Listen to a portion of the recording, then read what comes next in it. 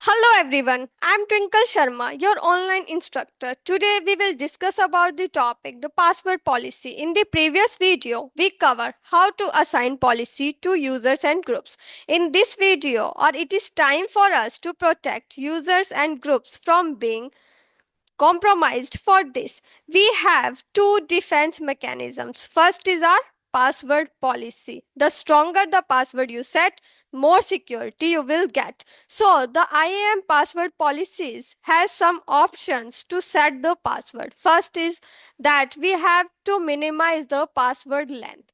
Then second, we have to use the uppercase and lowercase letters. We have to use the numbers. We have to use the non alphanumeric characters like at the rate, hashtags, dollars, etc.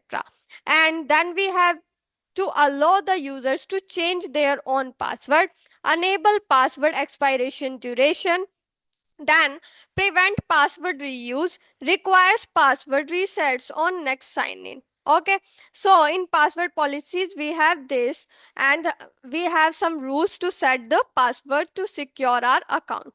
Then we have the MFA. MFA is a multi-factor authentication which is going to be in our AWS solution architecture exam. Okay, on AWS it is must and recommended to use, so users have access how we can protect it. Then the first person have to enter the username and password. Then we have one time code for a virtual hardware device, the second factor. I am giving you the example. When you are logging in a Gmail account, right, you have set the two MFA factor, two multi-factor authentication. So first you have to enter your username and password, then it gives a code on your mobile phone, right, which you get, and you have to prove that you are logging into your account by yourself, right? So MFA is also right that we have to first log into our account with the username and password, then we have to get one-time authentications to our devices, such as a Rahul, a person who is entering the username and password in AWS portal, right? Then the authentication app in your device. Rahul, the person's device, mobile phone, get the numbers, then he has to enter that code in the AWS account, then he have to get log into this.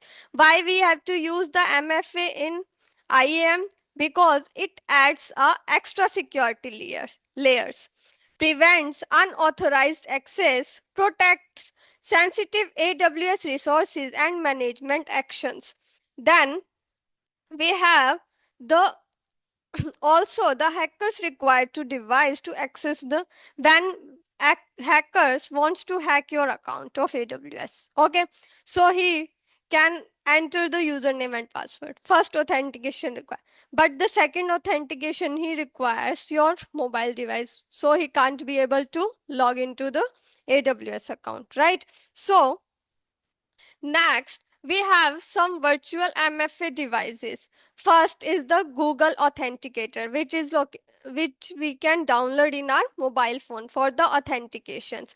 Then we have the Amazon Web Services Authy. Also, it is downloaded in your mobile phone for the MFA factors. The second one, the OTP or the code will come on your device in this Authenticators app.